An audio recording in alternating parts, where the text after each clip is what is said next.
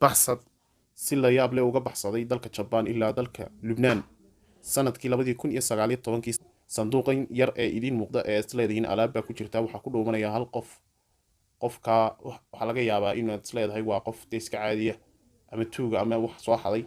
Qofka ku jira waa qof milyaneer ah, waa nin milyaneer ah oo dalka Lubnaan u dhashay, isla markaana sanduuqa isku qiranaya oo ku dhuumanaya. Maxay tahay sababta ka dambaysa isagoo sanduuqa ku jira inuu isku dayo inuu ka gudbo madaarka Jabaan? Se macquul ma tahay inuu ka gudbo isagoo sanduuqa ku jira madaarka Jabaan? qiso aad la yaab u leh ay ku dhex jiraan guulo la gaarayo baa weeyaan faji iyo shirqool iyo baxsad aad u cajiib ah. markaan ugu bilownay qisadan si wada jira, qisada maanta waxay ku wareegaysaa ninka la yidhaahdo Carlos Qasam ee aan soo sheegnay inuu milyaneerka Lubnaan yahay. marka waxaa laga yaabaa inay qaar idin ka mid ah inay maqleen, waayo qisadani waxay ku faaftay dhammaan caalamka oo dhan. sidoo hore aan soo sheegnay, Carlos Qasam waa nin carab ah oo kasoo jeeda waddanka Lubnaan, haystana 3 dhalasho oo sharciga sida Lubnaan, Faransiiska iyo Baraasiil. markii uu dhameeyay waxbarashada dalka Faransiiska, waxa uu shaqo ka helay shirkadda Marshall ee soo saarta sheegaga gawaarida. wuxuu ka helay shaqo maamul ah. Carlos si fiican ayuu ula shaqeeyay, dadaalkiisa iyo karti badan uu la yimid waxay sababtay inuu kolba dalaco ilaa uu markii dambe uu noqday madaxa ugu sarreeya ee laanta ay ku leeyihiin waddanka Maraykanka, kaasoo ahaa xil aad u sarreeya maadaama ay tahay shirkad Faransiis ah, Faransiiskana laga leeyahay. waxay xidhiidho la lahaayeen shirkadaha kale sida shirkadda baabuurta samaysa ee shirkadda Renault loo yaqaan ee ugu weyn ee baabuurta samaysa Faransiiska. waqtiga madaxa fulinta ee shirkadda Renault waxa uu maqlay guulihii uu ka sameeyey shirkaddii Marshall ee sheegaga. waxa uu la soo hadlay Carlos waxaana u soo bandhigay inuu yimaado shirkadda Renault oo uu la shaqeeyo uuna noqdo ku-xigeenka shirkadda. sidii bay arrintii ku dhacday, Carlos wuu yimid shirkaddii waxaanu noqday ku-xigeenka shirkadda. haddaba waqtigaa waxay maraysay shirkadda Renault mid ka mid ah maalmaha ay ugu adag tahay ay ku dhowaatay inay shirkaddu kacdo. laakiin kadib markii uu yimid Carlos, hal sano kadib markii uu yimid way isbedeshay shirkaddii waxay isku bedeshay si aad u adag. waxay noqotay shirkad mid ka mid ah shirkadaha ugu waaweyn ee faa'iido soo saara. taasna waxaa sababay maamulka uu sameeyey Richardson iyo qaabka wanaagsan ee uu u maamulay.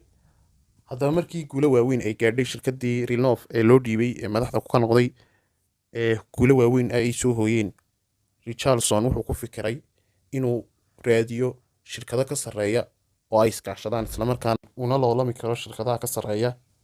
markaasaan sheegnay Carlos waxaa diiradda uu saaray shirkadda Nissan ee dalka Jabaan in ay iskaashadaan. shirkadda Nissan waxay ahayd shirkad magac leh oo waqtigaa magac aad u sarreeya leh, balse waqti adag ayay maraysay. shirkadda waxaa lagu lahaa lacago deyn ah oo gaadhaya 20 bilyan oo dollar oo deyn ah ayaa lagu lahaa. bal sawiro, shirkaddaas waxay soo saari jirtay 50 model oo kala duwan, laakiin waxa socday oo lacaga soo gelin jiray faa'iido leh 3 model oo ka mid ah. inta kale miyaa way ku khasaareen, inta kale model ay soo saareen shirkaddaas. haddaba shirkadda Renault ee Richardson waxay u soo bandhigeen shirkadda Nissan inay ka iibsadaan sheerta ugu badan leh aanay la wareegaan maamulka shirkadda Nissan. laakiinse dhibaataday dhex fadhiyaan ee lagu leeyahay lacag gaadhaysa 20 bilyan oo dollar muu jirin cid lacag amaahinaysa ama banki amaahinaya lacag, waayo shirkadda waxay u arkayeen shirkad kacaysa.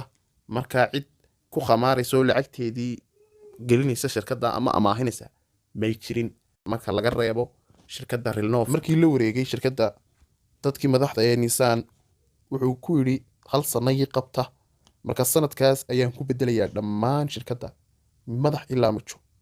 haddii sanadkaa aan waxba ku bedeli kari waayo, waan iska casilayaa madaxtinimada shirkadda Renault ee hore u hayay iyo shirkaddanba.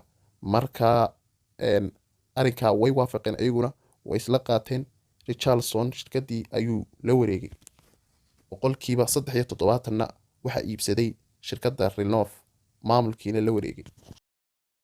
muddadii sanadka ahayd wuxuu gaarsiiyey meel aanay shirkad aanay hore u gaadhin. wuxuu soo saaray faa'iidooyin fara badan, shirkaddii ayuu soo geliyey, waxaanuu ku soo celiyey shirkad faa'iido halkii khasaare ay ku jirtay 20 milyan oo lagu lahaa oo deyna.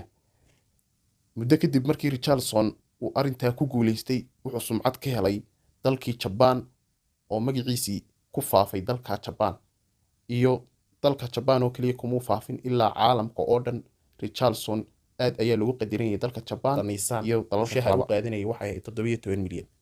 lacag aad u badan ayay ahayd, waayo shirkad dalalka Jabaaniiska ee ka jira shirkadaha waaweyn xitaa Toyota maamulkeeda sida shirkadda Renault, ninkan maamula Richarlison ninka kale ee la midka ah, wuxuu lacagta mushaharka uu qaata uu ka yaraa 13 jibbaar lacagta uu qaata Richarlison 17 milyan ayuu ka yaraa. aad buu lacagta cid qaadataa ma jirin. taa xaggaa wuxuu ka helay cadaawad iyo inay xaasidnimo ay ninka ajaanibka ee lacagta badan qaadanaya iyo dadkii gudaha kula jiray ee shirkadda la joogay inay markii maamulkiisa iyo qawaacid adagna uu dejiyey inay xaasidnimo ay ka keenaan. marka labadaa qodob oo isbiirsaday waxay sababtay in shirqool ay u dhigaan.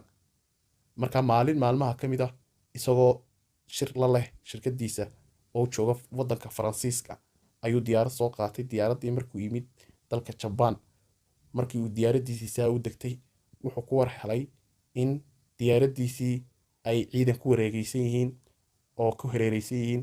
markii uu arkay uu yaabay. markuu ka soo degay waxay ku yidhahdeen waad xidhan tahay.